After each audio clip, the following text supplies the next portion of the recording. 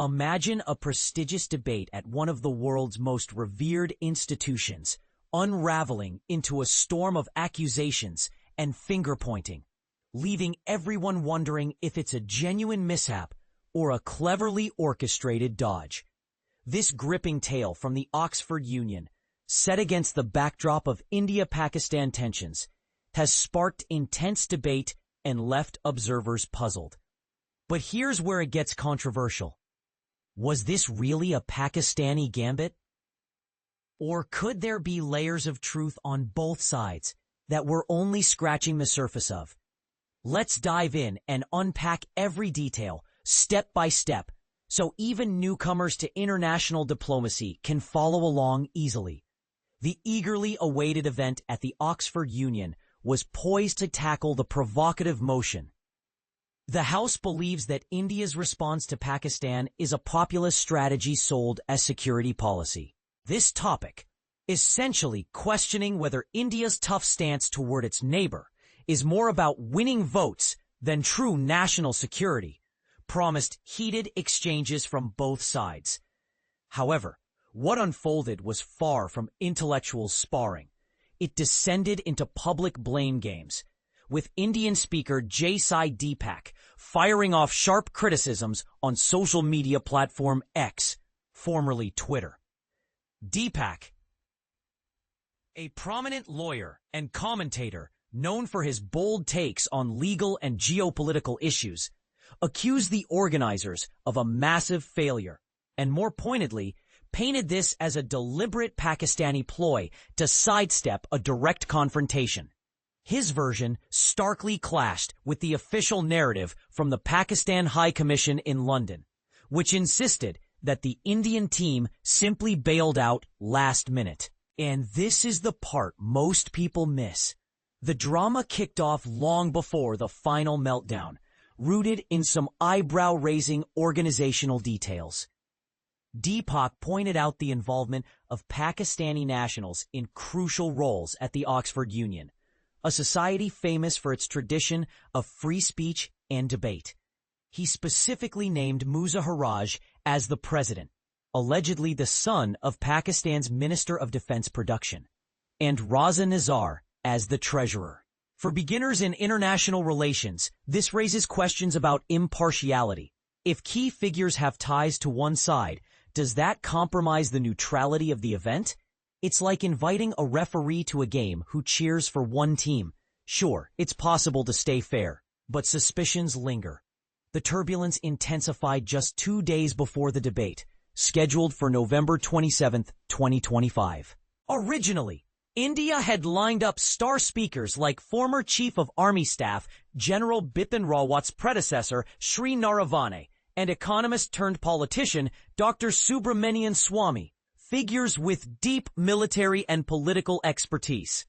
Unfortunately, they had to withdraw due to unforeseen commitments, throwing the Indian team into chaos. Deepak, who was ready to defend India's position, scrambled to replace them. With only hours to spare, he rallied support from within the UK, bringing in Manu Khajuria, a defense analyst, and PT Satish K. Sharma, a spiritual leader with geopolitical insights. This scramble highlights the unpredictability of high-stakes debates, where last-minute changes can derail even the most prepared plans, much like a chess match where a key piece is suddenly removed. The real implosion happened mere hours before the event. Deepak recounted receiving a phone call at 3:13 p.m., informing him that the Pakistani delegation, including high-profile figures like former Foreign Minister Hina Rabbani Kar and Khawaja Muhammad Asif, a seasoned politician, hadn't landed in London yet. Fearing a no-show that could embarrass India, the team decided against traveling to Oxford. But here's the twist that fueled the fire. Deepak later got confirmation that the Pakistanis had actually touched down and were checked into a hotel in Oxford. This revelation prompted a scathing rebuke from him, accusing the Pakistani side of chickening out even before the battle begins. He lambasted them for lacking the guts to engage in a live, face-to-face debate, turning what should have been a platform for ideas into a farce. Deepak didn't stop there. He also blasted the Oxford Union leadership for letting the institution get dragged into the muck and essentially becoming a puppet for the Pakistan High Commission. This accusation underscores deeper concerns about how international forums handle geopolitical rivalries. For those new to this, think of it as if a neutral umpire in a sports event starting favoring one team. It erodes trust and credibility. Adding fuel to the flames, Shiv Sena UBT lawmaker Priyanka Chaturvedi chimed in on X, tweeting that Pakistan was crying again over the debate and calling them out as liars. Her post, laced with emojis, captured the emotional charge of the moment, reminding us how social media amplifies these rivalries. Expecting any better from them wasn't even on her list, she joked. A light-hearted jab that nonetheless echoes the frustration many feel about diplomatic maneuvers.